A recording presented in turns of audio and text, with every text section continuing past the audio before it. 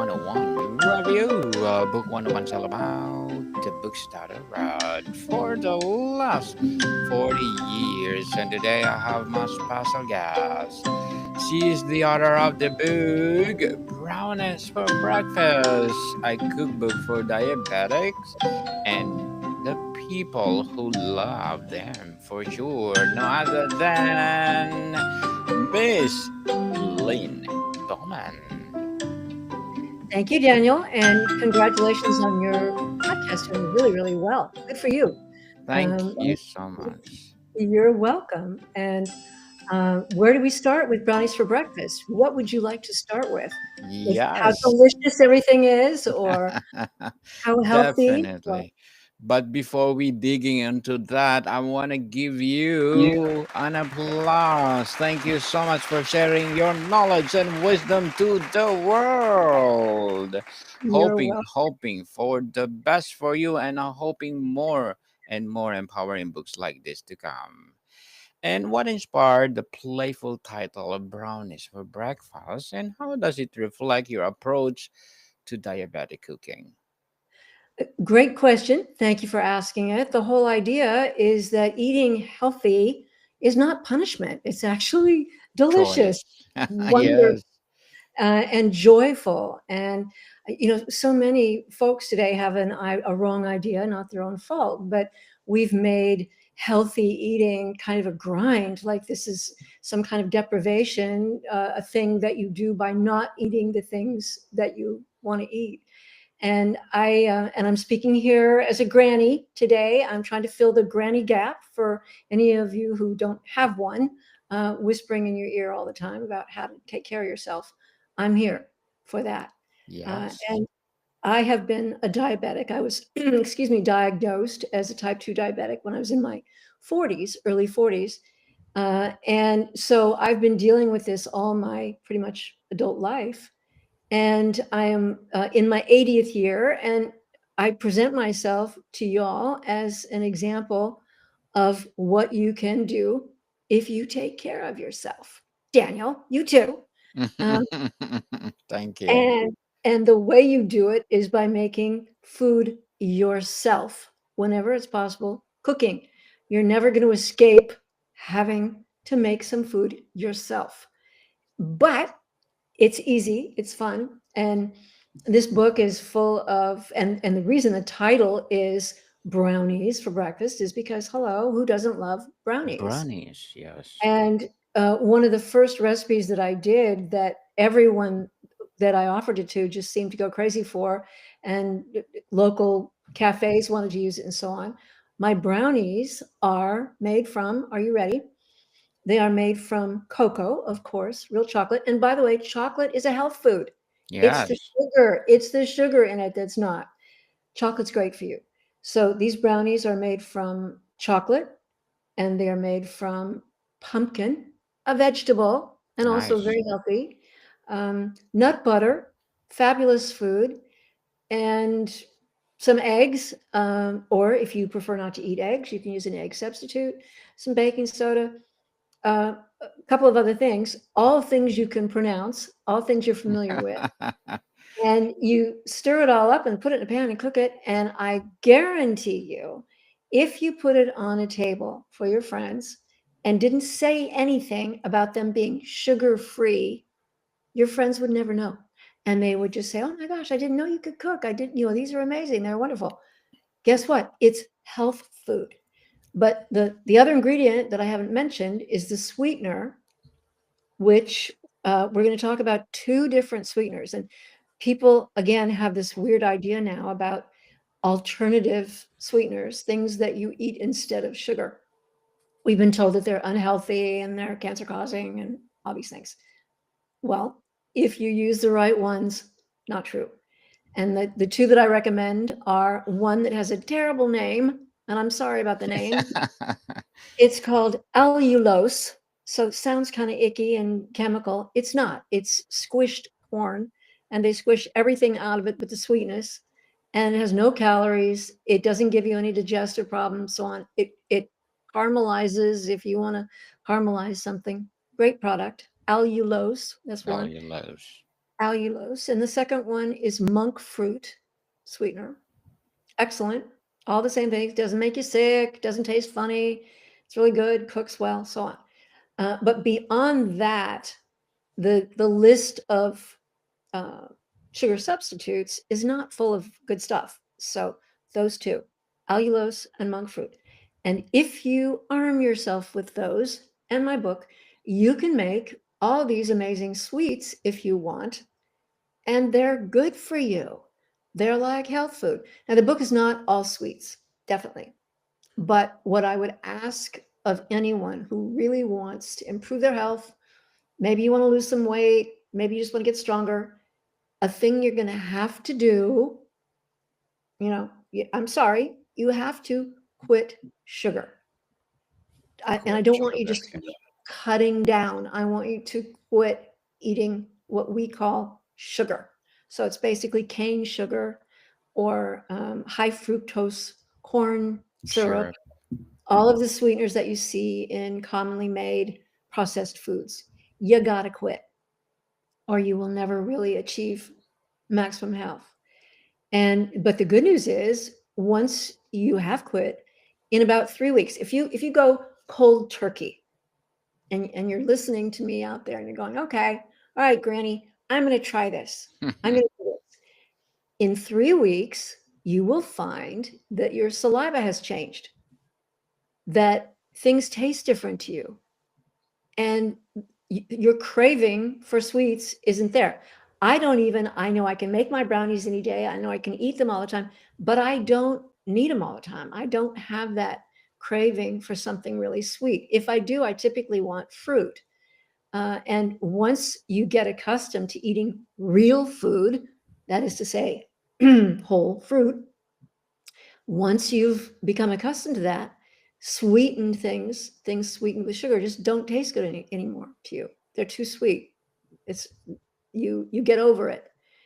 And it's the one thing that you can do that will absolutely improve your health in all kinds of ways.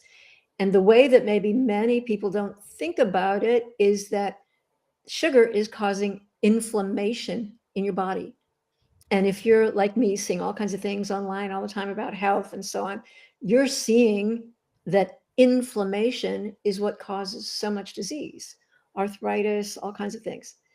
And so, a way to get rid of the inflammation in your body is to stop eating sugar. So, that's what the book is largely about. But it's also about just eating great, healthy food, inexpensive food, and sharing the food with people, which we also kind of don't talk about because so many of us are eating out of a bag in a car, right? Yes. Is that you, Daniel? Sometimes. Confess right now. Sometimes do.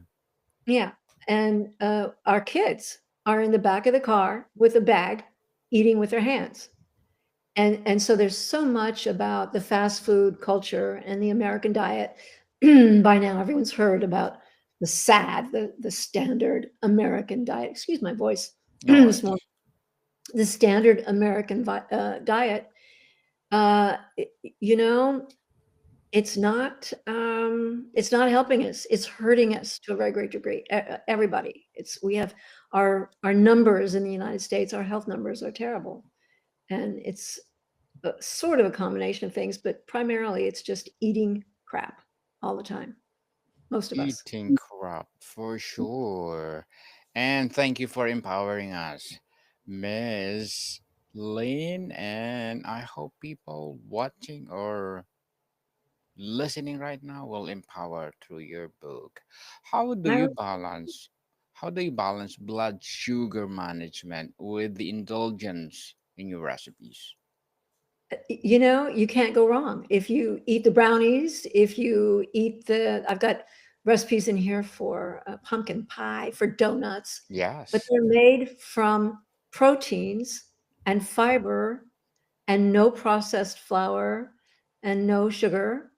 So it's a meal. Literally, the brownie recipe means that that's a balanced meal that you're eating. Now, I do also say in the book prominently that I want you eating dark greens 3 times a day, which, Yes. you're kind of going, Spinach. how can you do that 3 times a day? Well, I tell you how. And that is how, by eating leafy things along with the savory and sweet things that I suggest, you're going to be fine.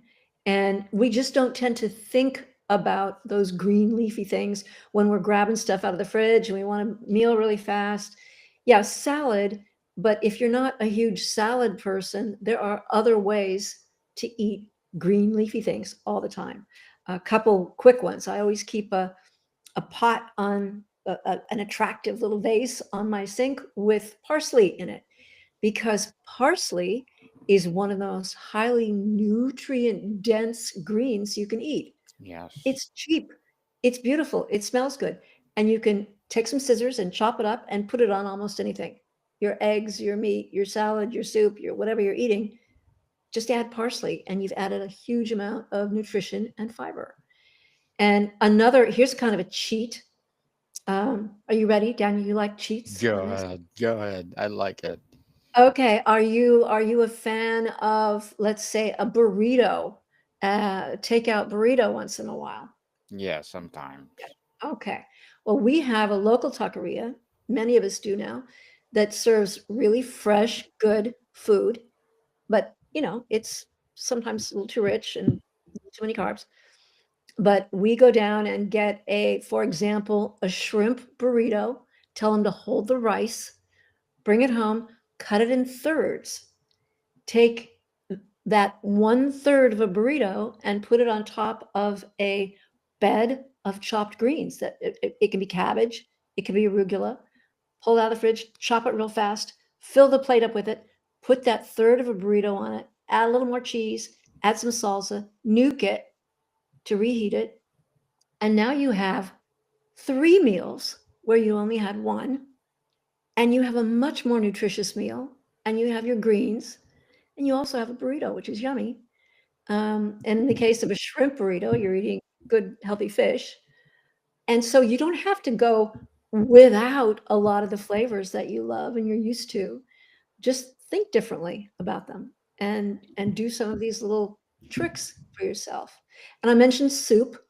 There are a number of soup recipes in the book because Americans tend not to think about soup or prepare soup. It's kind of a grandma thing, I know, but for a reason, because it's super nutritious, it's easy to make, it's cheap. And also, folks who are running home, maybe you've got 3 or 4 kids, whatever, it's fast. You pull it out of the fridge or out of the freezer, you heat it up. Maybe you throw some pasta in it or you throw some parsley on top of it, but you can do all these little fixes and hacks on a good basic soup to make different meals. I mentioned pasta. I want also to tell everybody listening that if you haven't tried chickpea pasta, please do, because it's high in protein, high in fiber. The only ingredient in it should be, read the label, and it should just say chickpeas. That's it. No That's all. flour. Nothing else but chickpeas, and they're brilliant food. But here's the thing, don't make it the way it says to make it on the package. What I suggest you do is take the soup that you made last weekend, right? You made that soup in my book, and you take that out and you put the chickpeas in the boiling soup, let it boil for a minute, turn it off, and then just let the chickpea pasta soak up all that soup and the soup flavor until it's just tender. And it's perfect. It doesn't get mushy. It tastes fabulous. You can make it as thick as you can make it more casserole like if you want to by putting less liquid in it. So that's another quick, easy, inexpensive way to make a meal that's all healthy, all yummy, all great. And you know what? Your kids will like it too. I mean, For sure. yeah. People are always Definitely. asking me how to get their kids to eat vegetables. There it is right there. As easy as one, Yeah. two, three. That's it. And Miss Lane, what's one pantry staple breeder should stock to make your recipes easier? Well, I'm going to give you 2 or 3. I've already mentioned a couple. I want you to get some allulose as a sweetener. I want you to try chickpea pasta, but I also and pumpkin, canned pumpkin. I use it all the time.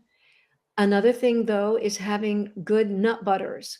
I use cashew butter, I use almond butter. I'm not so crazy about peanut butter, but cashew butter and almond butter with nothing in them except nuts and maybe a little salt. That's it. I have a number of recipes that use the nut butter because that's a good healthy fat and protein and fiber all together. It's delicious. You can make a ton of things out of it, and it's always right there in the cupboard when you need it. So you should always have that on hand. Definitely. And thank you for that recommendation, Miss Lynn. And how can people shift from seeing diabetic eating as a diet to a sustainable lifestyle? Thank you. Here's the truth. It's not just for diabetics. The diet that I'm proposing in this book is not a diet at all. What it is basically is a Mediterranean way of eating, which now all of the experts are coming out and saying, okay, between keto and carnivore and vegan and vegetarian and so on, what is the science we have about the best way to eat? Well, the science says that a Mediterranean diet is the healthiest. You'll live longer, you'll live better, and you will prevent disease by eating this way. So it isn't for diabetics. It's for anybody who doesn't want heart disease, who doesn't want cancer, who doesn't want, and you're not going to totally prevent all of that. But we have a lot of science saying that you will likely do better and reduce your vulnerability to any of these chronic diseases. So it's not a diet. It's just not eating crap. Essentially, it's eating a sensible diet with some meat, a small amount of red meat, a lot of fish. Um, Being careful about how you source your food is huge. If you're eating food that you know where it was grown, you know the people who grew it, whether it's chickens and eggs or goat cheese or cabbage or whatever it is, the more you know about your food, the more comfortable you are that it's real food, that it's organic, that it's not been poisoned, the healthier you're going to be. So it's not about, I mean, yes, it started in my life as being the way to eat because I was diabetic, but as time went on, it was easy to figure out this is basically the way anybody should be eating. It's fairly simple. And always read the label. It should be a religious tenet. Don't eat anything that you haven't read the ingredients, that you can't pronounce the ingredients, and better yet, if it doesn't have a label, it's likely to be better food. If it's just a strawberry or a peach or an egg, it's whole food. It's real food. It's when we get into the bags of stuff with a long list of ingredients that we get in trouble. Miss Lynn, what's your advice for handling social pressures around food that people always want? Just one bite. Thank you for bringing that up because food is a very emotional thing, isn't it? I mean, we're Yes. all attached to treating ourselves or treating our children or what comes with the holidays or whatever. And I won't say that I haven't had that again for decades. People would say, well, come on, just this, just that. And you know what? I have at times taken a bite of something that they offer, and I'll say, thank you. I'll take that bite. And I will just take that one bite. That's all. And then you can legitimately say, thanks, that's it. I'm good. And you smile and you're grateful. You don't have to be icky about it. You don't have to be defensive about it. And the best part of all is if you look pretty good, if you look healthy, if you look like you're at your normal weight, if you look like you're living a good life, people tend not to argue with you about any of that stuff. What they're thinking is, oh, maybe I should have what she's having. Yes, for sure. And Miss Lynn, as an author and advocate of diabetes, what are your short-term and long-term goals? Well, they're both the same, Daniel. I want to keep breathing. I want to just keep on keeping on.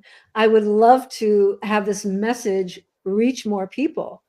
And I'm trying to continually figure out, and of course, the media is changing all the time, and uh, the world is changing all the time in a lot of ways.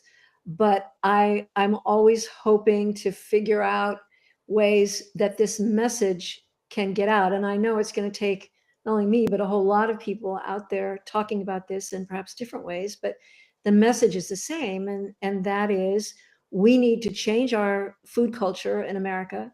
We need to change our food legal system in America.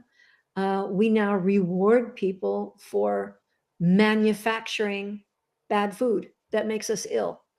And so I want everyone to understand that you have the power as a consumer to stop buying the food that is poisoning you and your children. Just stop buying it. It's the best way to politically enforce what we're hoping for, which is a healthier country. Stop eating crap, stop buying crap. And it's going to take a change of habit. It's not as convenient, perhaps, but um, I'm here for you. The book is here for you. I know there are other books out there along these lines, and I have a Substack, and others do too, with recipes all the time and suggestions. You have to make a commitment, though. You have to understand that there's no way around this insofar as living a long and healthy life is concerned. You have to know what you're putting in your body all the time, every day. Definitely. And good luck to your goals and looking forward for more success. And what would be your piece of advice for those people out there want to get rid of sugar as well as want to be an author? Okay, well, of course, buy my book. Um, and I don't know, I was sort of born writing, and it's a thing that is an affliction in a way. You can't help yourself. You just keep writing and trying to learn how to write better and better. Um, but certainly, a thing that I think helps most of us is if we think in terms of eating joyfully. Food isn't just food. Food is love and companionship and family and community. And I think the more we think about it that way consciously, the better we will treat ourselves and our families and our friends. Yes, definitely. And thank you for that advice, Miss Lynn. And can you please recommend a book or books that influence your journey? Okay, well, I will recommend one that is very old. I mean, there's so many wonderful books that are out there. There's one that I'm reading right now that I highly recommend, and it's called Eve. Do you know that? And I don't have the Mm, author's name right here with me, but it's simple. It's called Eve, Eve. and it's selling very well, and it's out there now, and it talks about the evolution of females, and Oh, okay. yes, how we fit into the whole human structure and so much of it had not ever been discussed this way, and so I highly recommend that. And another one that is an old book that was a bestseller in 1940 in the United States that set me on a path toward what I'm doing now in a way. And it's called I Married Adventure by Osa Johnson.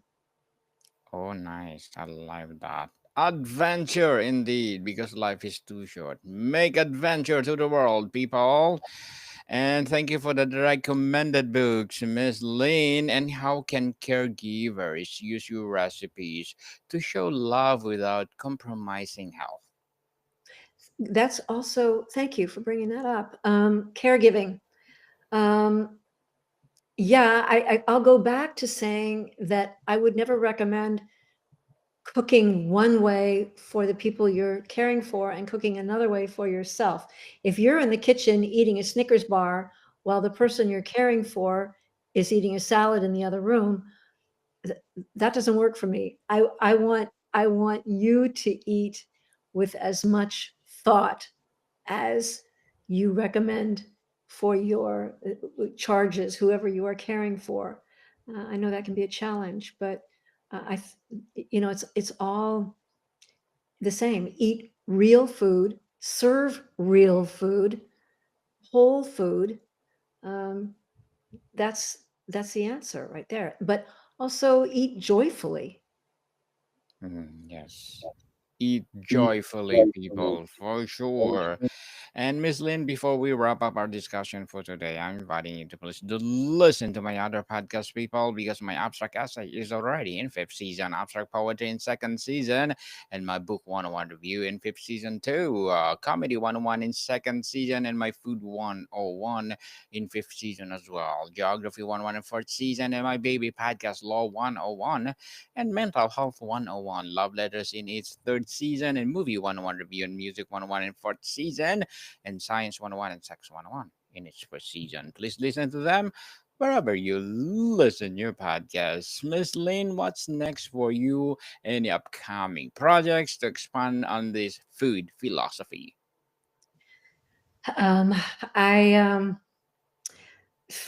I'm working on. I do a Substack, and that's going on. Putting books out now, Daniel, is really hard. Publishing is a real challenge if you're talking about an actual book. So I'm not sure the form that my next project will take, but I um, I am working on an autobiographical book, and we'll see if I can get that done and get it out there.